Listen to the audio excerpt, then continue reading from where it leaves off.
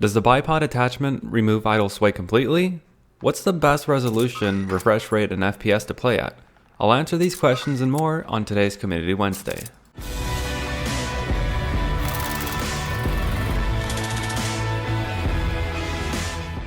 First of all, I want to say a big thank you to everyone who commented on YouTube and on Instagram. And I never realized how great Instagram was as a platform that lets people still ask questions and remain anonymous. Because I get that not everyone wants their name and picture up when I discuss a question on my videos. So if you guys like this sort of video, I'll try to do this once a month. Because it's good to be answering community questions, and we all know they're probably gonna remove Plunder sometime next month anyways too. So onto the video. I'm gonna cover the questions in the order that I got them. So the first question is the reason I wanted to start this video, because it was a simple question that I didn't want to make an entire video out of. And he basically said that the bipod removes idle sway. Well, he wanted me to do a breakdown whether or not it's worth using and on which weapons. Well, I'm gonna play you a few clips and you'll see something. It does not remove idle sway. A few of you may have noticed during my stat guides that I always say my recoil rating is for standing up. And this is because whenever you go prone or crouch, your aiming stability gets a lot better. Regardless of your attachments, it's always gonna happen this way. And this is why I always recommend the tac laser, because it helps you with your aiming stability and your ADS time. And it works when you're standing as well. So for aiming stability purposes, it is not worth using because it does nothing. However, for recoil purposes, on an LMG, you could probably use it. However, you probably would benefit a lot more from using a tac laser or a larger mag. The next question is asking me how I made my blasters and if I'll do any upgrades to my cosplays. And to quickly answer is that I made my blasters out of foam. I literally took 2 pieces of foam and stuck a bunch of plastic on them. All these things are spray painted and plasti dipped too, so it's not exactly just foam, but you get the picture. As for upgrades, I'm kind of going more in the airsoft direction right now. I want to upgrade my airsoft armor and make it a lot better. As for my clone, I think that one's mostly done. Although I'm sure I'd touch it up here and there, but no major modifications. The next question is 1440p 60 or 720p 144, and that's a pretty easy answer, 1440 60. Pretty much, in Warzone, you have to deal with distances a lot more, and while 720 is probably enough for some people, at 144 Hz, no matter how smooth that game is, if someone is pretty far away, your pixels are not gonna let you see them. I'd probably give a different answer for a different game, but in Warzone, this is what I have to say, and this is only me choosing between these two choices. The next question is airsoft related, and whether I prefer electric or gas. And my answer will always be electric, because if I'm out there playing, having fun, I don't want to have to worry about refilling gas. I just want to bring one battery and make sure that it lasts the whole day. Don't get me wrong, gas blowback is cool, but it is more of a show-off thing rather than a go out there and have fun thing. The next one, Modern Warfare, Cold War, or Vanguard Warzone. Oh god, that's a hard one. The Modern Warfare seasons will always have a special place in my heart, but man, there were just so many broken guns all the time. And then we had the rose skin as well, and the place was dark.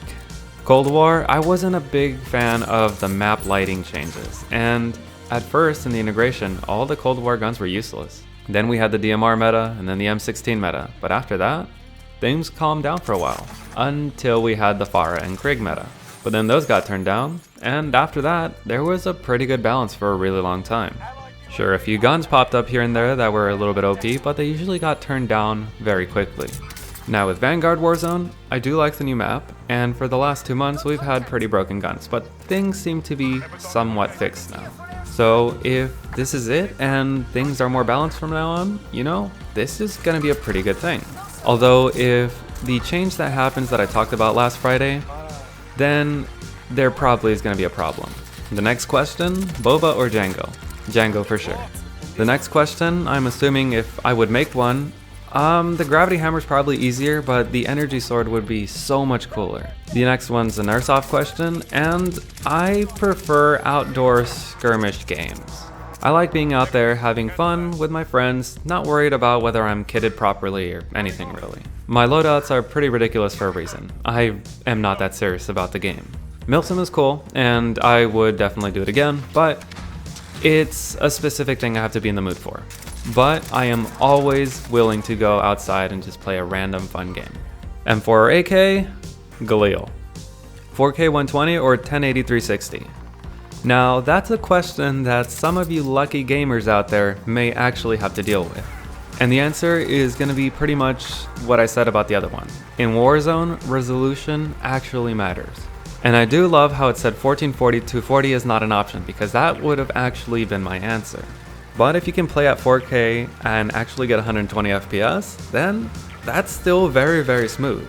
And that's way more resolution than anyone actually needs at most monitor distances. So yeah, if you can do that, go for it, man. Lucky you. A few more quick questions from WhatDog. The best optic, VOK or Candid? Actually, both of these have their own special places. The Candid is the best long-range sight for Modern Warfare, for console and PC. And the VOK is the best mid to long-range sight on PC. However, if you're on console, you're not going to be using the VOK. You're going to be using one of the holographic sights. The best weapons to use a bipod on, I kind of covered this already, but probably not the SA-87, maybe the M91, and definitely not on the M13. So grip tapes on Modern Warfare guns. I've covered these before individually, but I don't think I've ever covered them together. Granulated grip tape isn't worth it, because why not just use the tac laser?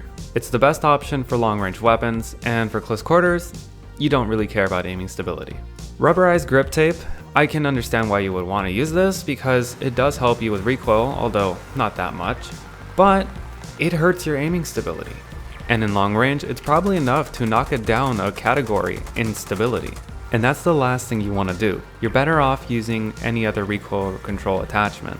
And stippled grip is the best rear grip, but you only use it on certain weapons. For example, if your SMG doesn't have the best printout time, this is probably what you're going to use. And on certain weapons like the Holger, its ADS speed increase is actually twice as good as many other weapons. Just make sure you have enough aiming stability attachments to make up for it though. And lastly, the importance of stability. It helps you a lot for long range, but it's not everything. And I have a complete video on a Warzone science to tell you exactly how much it helps in terms of recoil management and range. And for our last question, why did I start making Warzone videos, and why did I decide to make stat guides? I started making stat guides for myself and my friends way before I started making videos. I wanted to keep up with the meta, and I was not believing everything YouTubers were saying. So I made my system that took every stat in the game and grouped them into categories. So whenever I needed to check a stat and see which one was better in which thing, I would just have to see its color. And that way, when any new weapon would come out, I would just be able to plug in the numbers and see how well it would compare. And I started making videos because I had all this information and there was no point to keeping it to myself. But that's the end of the questions, and I hope I got everyone's answered the way you wanted it. And with Plunder back next week, hopefully I can finally get that RPD stat guide down. So although I already have some Community Wednesday questions prepped, you can already ask for more and I'll just keep adding them to the list. I'll eventually get to your video, I promise. But if you enjoyed the video, or if it's helped you in any way, let me know by leaving a like. If you got any questions or comments, leave them down in the comment section down below. And if you want to make sure that you never miss another video, be sure to subscribe. Thanks for watching.